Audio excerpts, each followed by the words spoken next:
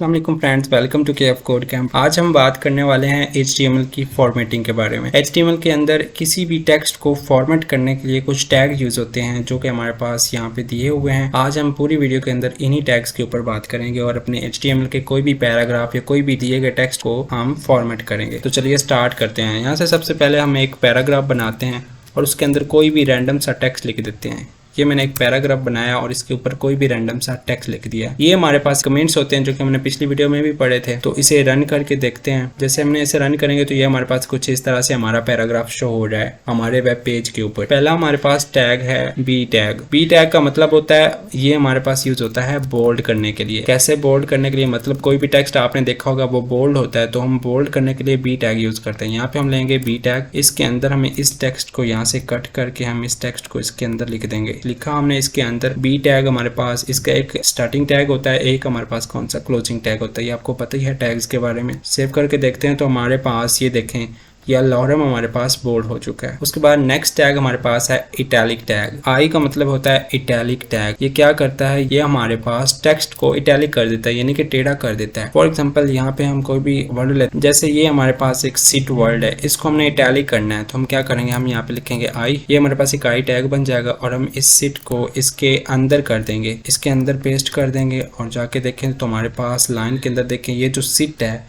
यहाँ पे देखें बाकियों की निस्बत ये इटैलिक टैग बन चुका है। I mean ये टेढ़ा हो चुका है। जब ये टेढ़ा हो चुका है तो ये कौन सा टैग है, ये हमारे पास इटैलिक टैग है। नेक्स्ट हमारे पास है B R tag. B R tag हमने पिछली वीडियो में भी पढ़ा था। बी आर टैग का मतलब होता है किसी स्पेसिफिक लाइन को कट करना।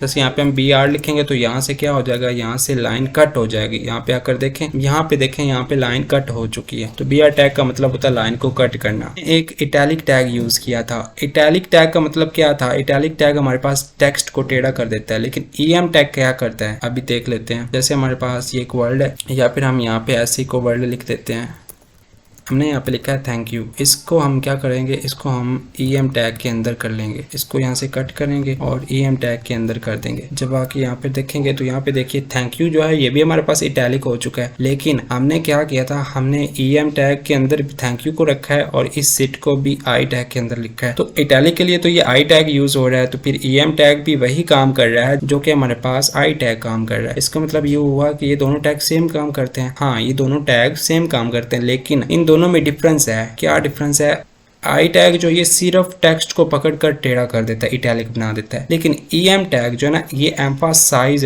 इसको हम बोलते हैं एम्फासाइज। ये किस लिए यूज होता है, ये SEO पॉइंट ऑफ व्यू से इटैलिक टैग को फाइंड आउट कर लेता है। तो जब SEO करते हैं तो EM एम्फासाइज मतलब जो भी टेक्स्ट हम लिखते हैं थैंक यू, जो SEO सर्च इंजन होता है उसको पता चल जाता है। अगर इटैलिक टेक्स्ट फाइंड करना है तो उसको पता चल जाता है कि EM टैग जो है ना, इसके अंदर हमेशा इटैलिक टेक्स्ट होगा। लेकिन ये वाला जो इटैलिक टेक्स्ट है हमारे पास सिट, ये इतना वैल्यूएबल नहीं है जितना कि SEO की बिना पर ये वाला ज्यादा वैल्यूएबल है। इसके बाद नेक्स्ट हमारे पास है एक स्ट्रॉन्ग टैग। यहाँ पे हम कोई भी वर्ड लिखते हैं, जैसे ये हमारे पास लॉरम लिखा हुआ है, यहाँ पे हम एक और लॉरम लिख लेते हैं। यहाँ पे हम क्या करते हैं, यहाँ पे हम लिखते हैं स्ट्रॉन्ग टैग।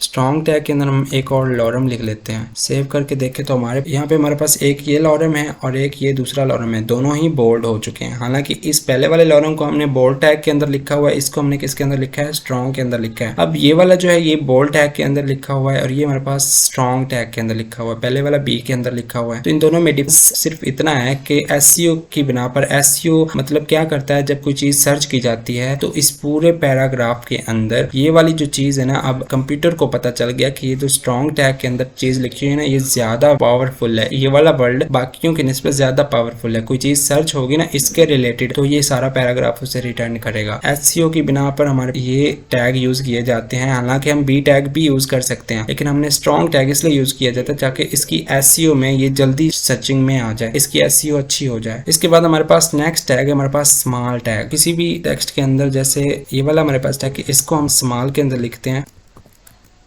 इसके अंदर हमने इसको पेस्ट कर दिया और यहाँ पे आकर देखते हैं तो यहाँ पे देखें हमने ये वाला टेक्स्ट जो है ना ये स्मॉल के अंदर लिखा है, ये वाला टेक्स्ट। ठीक है, बाकियों की निस्बत छोटा हो गया, तो जस्ट इतना ही इसका मीनिंग है कि स्मॉल टेक्स्ट जो है वो छोटा हो जाता है। उसके बाद नेक्स्ट टैग हमारे पास डिलीट टैग। डिलीट करने का मतलब ये नहीं कि यहाँ से इसको इसकी जगह से हटा देगा, नहीं, ये डिलीट इसको कर देगा कि ये टेक्स्ट पहले था लेकिन उसके बाद इसको हटा दिया गया है, ताकि पहले जो एक बंदा है उसने तकरीबन 1 साल पहले इस वेबसाइट पे ये टेक्स्ट देखा था, लेकिन अब वो देखा है, अगर 2024 में वो देख रहा है तो वो टेक्स्ट वहाँ पे नहीं है तो इस तरह वो कंफ्यूज हो जाएगा। तो हम इसको डिलीट करेंगे। डिलीट मतलब इसके ऊपर एक लाइन लगा देंगे, हम लिखेंगे डिलीट, इसके अंदर इसको लिखेंगे तो ये हमारे पास क्या हो जाएगा, ये हमारे पास डिलीट हो जाएगा। इसको हम बोलते हैं डिलीट। मतलब इसका कहने का ये है कि ये पहले वर्ड इसके अंदर मौजूद था लेकिन अब कट कर दिया गया किसी रीजन की वजह से। उसके बाद आता है इंसर्टेड टैग। इंसर्टेड का मतलब होता है new text, new word insert किया गया, न्यू पैराग्राफ इंसर्ट किया गया। यहाँ पे मैं लिखता हूँ INS, इसको हम बोलते हैं इंसर्टेड टैग। मैं यहाँ पे लिखता हूँ सब्सक्राइब। तो जैसे मैंने ये टेक्स्ट लिखा, जब मैं यहाँ पे आता हूँ तो देखिएगा हमारे पास ये वाला जो सब्सक्राइब है ये अंडरलाइन हो चुका है। इसका मतलब सिर्फ इतना है कि ये वाला जो है टेक्स्ट है ये बाद में इंसर्ट हुआ है, ये पैराग्राफ के अंदर इंसर्ट किया गया, न्यू इसके अंदर ऐड किया गया। उसके बाद हमारे पास 2 टैग्स हैं जो कि बहुत ज्यादा आप यूज करेंगे। अगर आपने मैथ के बारे में काम करना है तो आप इस टेक्स्ट को बहुत ज्यादा यूज करोगे। एक हमारे पास सब टैग होता है और एक हमारे पास सब टैग होता है। पहले हम यूज करेंगे सब को। सबसे पहले फॉर एग्जाम्पल यहाँ पे मैंने X लिखा है, उसके बाद यहाँ पे मैं लिखता हूँ